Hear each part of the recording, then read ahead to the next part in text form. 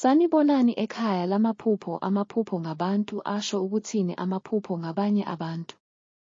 Lokhu kuhlanganisa izithulu, izilima, abangane, omakhelwane, abantu abakhulile, abantu ababi, abafelokazi nabantu abasha. Amaphupho ngebhungu noma intombi. Uma uphupha ubona abantu abasebasha kuyinhlanhla kakhulu, ikakhulukazi uma besemzini wakho.